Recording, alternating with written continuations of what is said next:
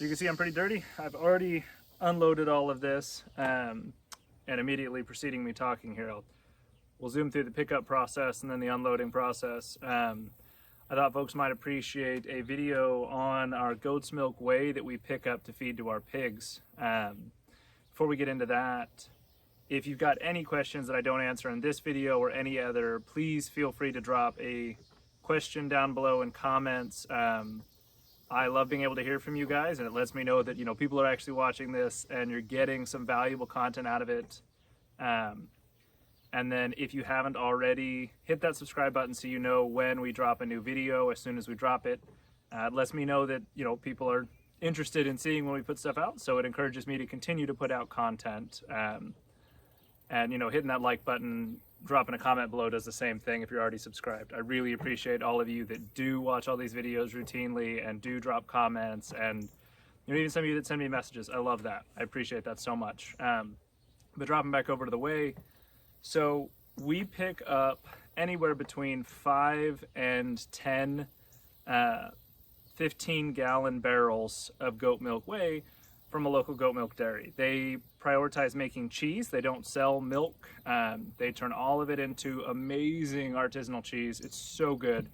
But that means they have whey as a byproduct, and they don't have pigs and don't really have any desire to raise pigs.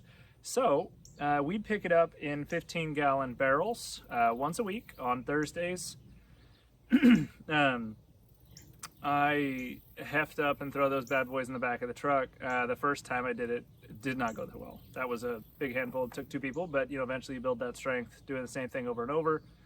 They're about 16 gallons as full as they fill them, because they're a 15-gallon barrel, but there's that little bit of headspace they figure. So it's about 16 gallons. I've done the math before, and it's a little over 180 pounds per barrel. So yeah, they're very heavy. They suck. If you weren't, a very physically fit person, which I'm fairly physically fit, I teach yoga, work the farm and whatnot, you would definitely want to use a tractor or some other piece of equipment, or be smarter than me and build a ramp. I have been talking about doing that for a while, and then just taking my dolly with me. We use a dolly once I've pulled them out of the back of the truck. But I obviously don't have a tractor at home here. Maybe Kubota or Coyote or someone will see that I need sponsored and give me a tractor or something. I'll push the heck out of that. But until then, everything we do is by hand or with our truck or a wheelbarrow. So yeah, we take that and then we feed that out at, it's really going to depend on the pigs, right? So we're getting that amount of whey and we're dividing it out among the pigs, among however many pigs we have. If I've got 20 pigs, it's not like I get any extra whey for that. We get 5 to 10 barrels depending on where they're at in their season, and then we feed that out. If I've got way too much, like so you can't really feed more than 4 gallons per head per day. And honestly, when it's hot like this, they barely drink a gallon per head per day.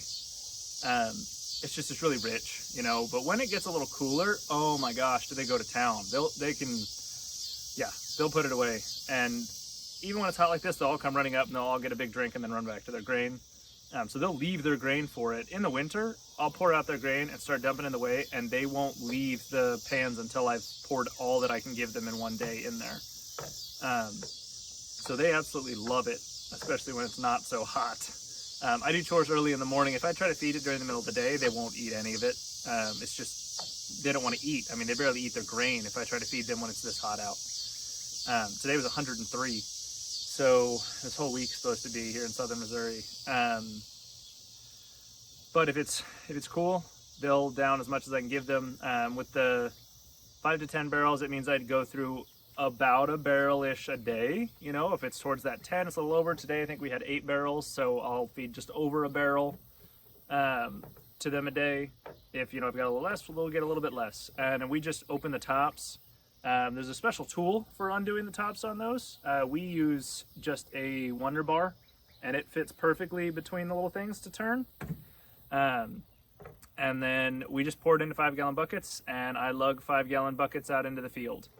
1 15-gallon barrel is about 3 as full as they fill it, and then you leave a little bit of headspace so you don't slosh it all over you in the morning. It takes about 4 buckets to fully empty. That gives you about 4 4-gallon buckets because it's really filled up to about, they'll fill it right up to that bung. So I take the bung and it's kind of oozes out a bit. They're very full.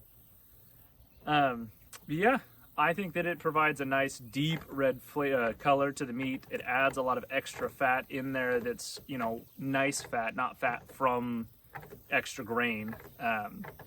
So it's a nice soft fat.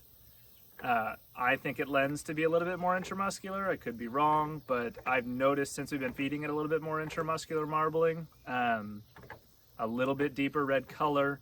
I love the flavor. Since we've been doing the Whey for about a year now, and I absolutely love the flavor of this pork since we've started including this in their daily ration. We don't finish on Whey, we feed Whey. So they still get their standard 3.5 pounds per head per day of grain as their normal maintenance, and then grow out, which we bump up a little bit towards 5 in that last month or so of grain. But I mean, we'll go into a full video on how we feed our IPPs and how different that is from when we used to raise standards, standard breeds like Berkshire and Duroc and whatnot. Because we raised quite a few different breeds of pigs before we stumbled on these and fell in love.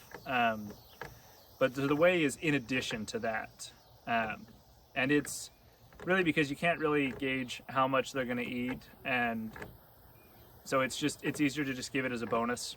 And we treat any add-ins as a bonus unless there's just a ton of add-ins, and I notice they're not eating a bunch of grain because of it. Like when we do pumpkins, if it's a week that I've got 2-3 big truckloads of pumpkins, they may eat pumpkins for a day or two solid, but I'll wean them onto it first. It's not like you're just like, okay, cool, you only get pumpkins now. It's like, okay, you get half your grain ration or 2/3 your grain ration and 1 to 2 pumpkins per head per piece. But I mean, that's something for another video. Onto the Whey, I guess. So yeah, that's really all it is. We pour it into pans out there. I don't mix it in with their grain because I hate trying to deal with soaked. I really think I should eventually try soaked feed again, but I hate attempting to walk through 15 large pigs carrying around a solid block of soaked feed to attempt to pour out. It doesn't pour, you know, it like clumps. So I don't mix it with that. I have 3 or 4 special troughs for feeding it in there.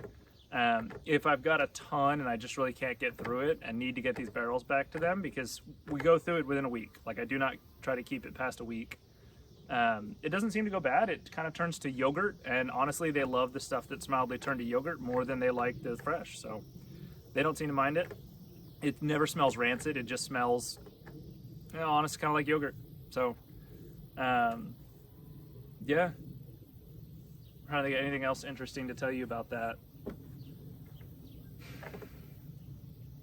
That's probably about it. If you've got any comments and I missed something, because there's so much, it's been a long day and it's in the sun, feel free to drop it in the comments below and let me know, and I will answer any questions you guys drop below at any point on any video. So yeah, you guys enjoy me loading up and unloading.